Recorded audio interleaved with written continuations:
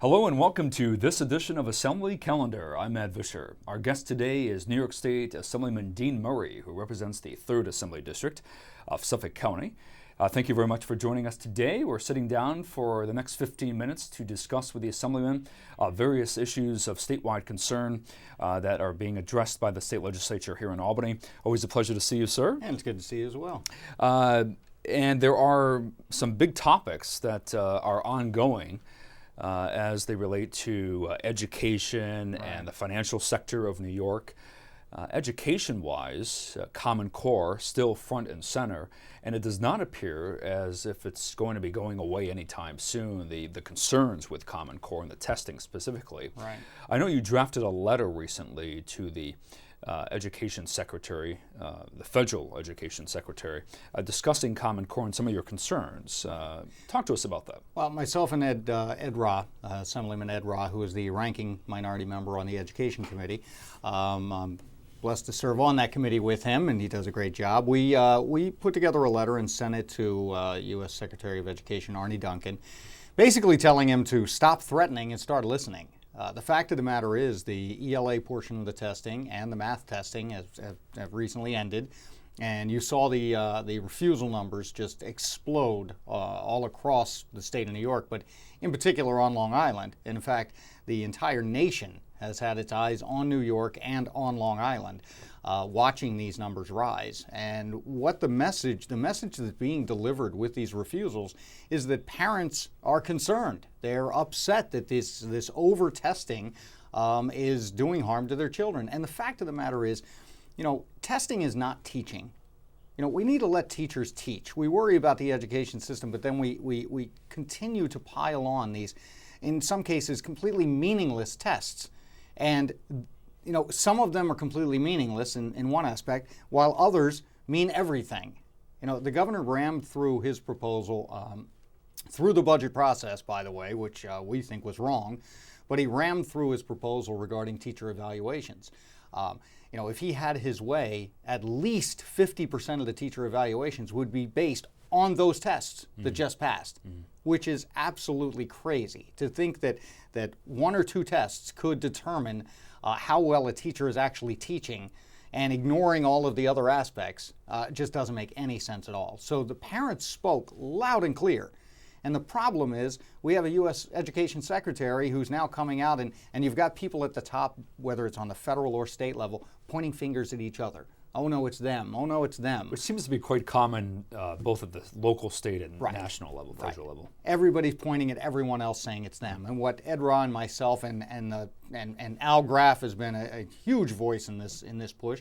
What we've been saying is take a step back. Stop being this know-it-all. Take a step back and listen to what the parents, the teachers, the children, listen to what they're saying. They're saying enough is enough, and this isn't working. So we urged him to take a step back, and rather than threaten with funding and things like this, why don't you just listen to what the parents are saying, and maybe, just maybe, you'll learn something, and maybe we can just take a step back, hit the pause button on all this, and clean this mess up. Well, you spoke recently on the floor of the State Assembly in relation to this issue, and were addressing and expressing your concerns with an ongoing Common Core issue and curriculum moving forward. So let's go ahead and we'll take a listen and watch, and we'll come back and discuss in further detail with Assemblyman Dean Murray. There is absolutely nothing preventing the Education Commissioner from basing 50% of these evaluations on the testing. Absolutely nothing. And if the Commissioner were to do this, it does not come back to this body for our approval or disapproval. So once this bill is passed, you can't put the toothpaste back in the tube. Once you've done it, it's done. And when they decide that, that's what we're stuck with, and that's the problem. That's what we're doing when we're abdicating our responsibility and passing it on. Now, I find it interesting that this report for this evaluation is due at the end of June, yet we have the subpart EE Part F, which calls for the testing reduction report, and that's to be done, and it's due on or before June 1st. So the beginning of June, we're going to require a report to try to reduce the testing because, and I quote, it says this report shall outline ways in which any future testing in New York shall be implemented in a manner that minimizes classroom preparation, student stress, and student anxiety. Yet, not 30 days later, we'll be implementing testing, which could be as high as 50%, which will increase the anxiety and it will increase the pressure put on the students because these teachers' jobs will be dependent upon it. So it's quite a contradiction there when we're talking about the testing, and I just fear that by us just passing this along and giving the education commissioner and the regents the option of choosing whatever weight they decide as far as testing, we're doing a real disservice not only to the teachers but to our students. Thank you.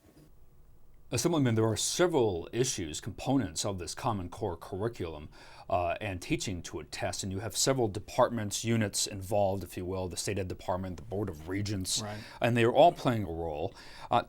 If you could clarify what that June 1 deadline is and what that means. Is that based on the testing that just occurred, data from that? No, what it is and this was the interesting part of when you start putting policy into the budget issue, into the budget measure and tying things to the appropriations, you run the danger of just this. I was talking about in the budget there was language that they wanted to do a study about how to reduce the testing and the anxiety and everything, and I think that was a piece that was put in there to try to appease everyone. But the interesting part is that study is due by June 1st. So about a month from now, to say how we're going to reduce the testing. But yet at the end of the month, they were supposed to, the state education commissioner was supposed to determine how much the testing will determine the teacher evaluation. So while they're saying and admitting by doing the study that there's too much testing, it's not a good thing, and we need to try to find a way to reduce it, not 30 days later, they're going to be saying, but we're going to base basically 50%, at least 50% of the evaluations of the teachers on the testing. It was just, it's absolutely ridiculous.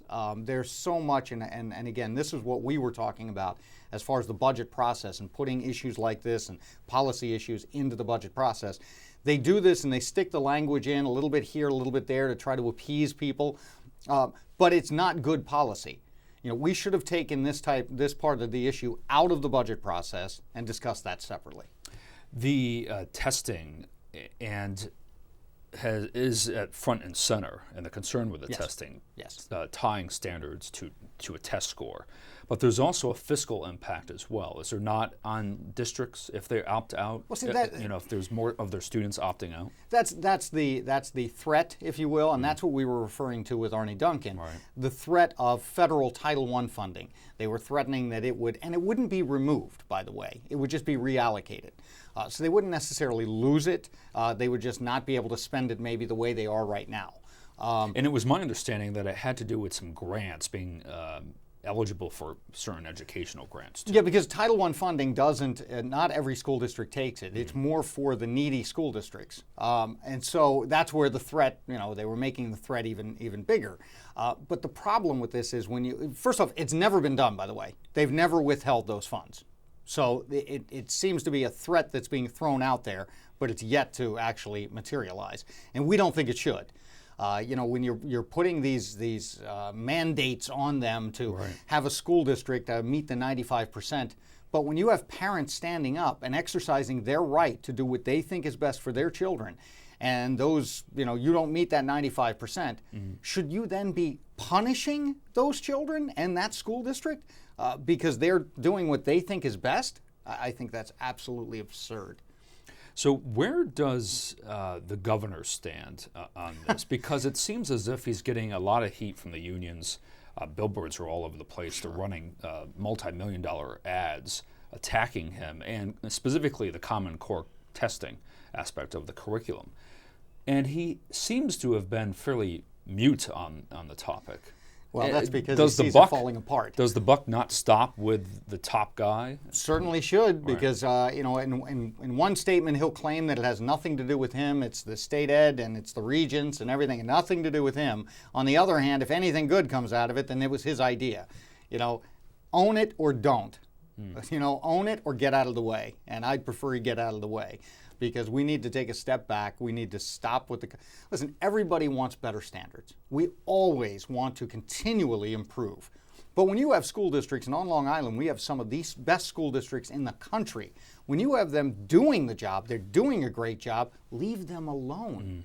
Don't put this one-size-fits-all so-called solution into place to correct a problem that doesn't exist. Let's put our focus on the school districts that need it and try to fix them, but not with this garbage that we've put forward. So let's, as we said, let's stop it, take a step back, reevaluate it, and come up with a better plan. The governor launched a fiscal plan a few years back to jumpstart the economic boom in New York State and try to get things running and up and going again in terms of creating jobs. And that specifically is called the Startup New York program. And you spoke recently on the floor in relation to the startup program and maybe potentially some of your concerns regarding that.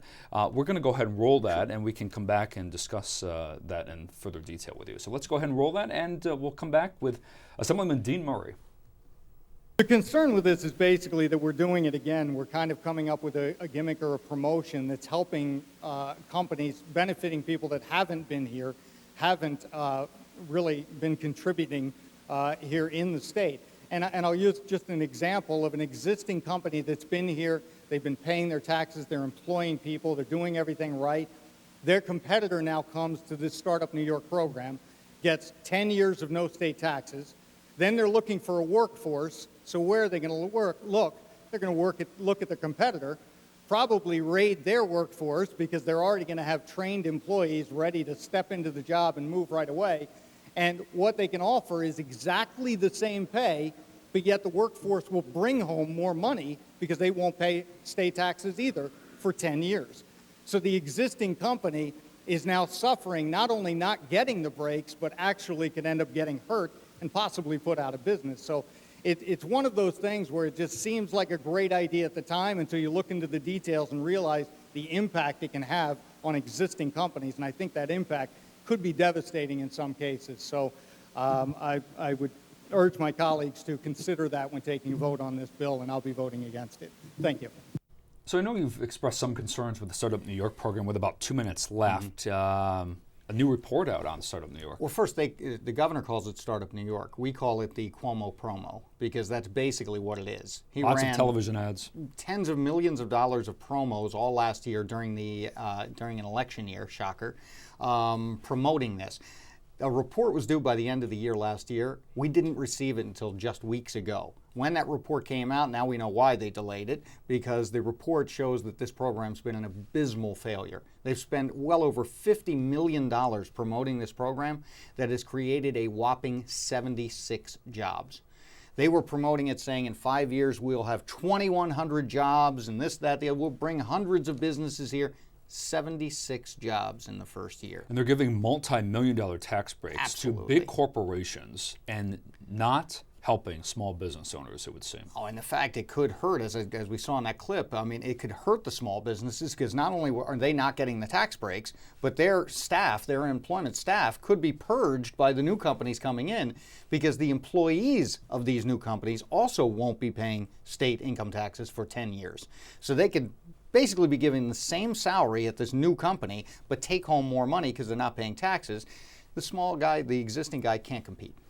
Thank you very much for joining us today. That was a quick 15 minutes. It Always was. A pleasure to see you, sir. And until next time, if you'd like to reach out to Assemblyman Dean Murray, you can do so. I know he's on Facebook. You can reach out to him there. But you can also contact him at his district office at 1735 North Ocean Avenue, Suite A. That's in Medford.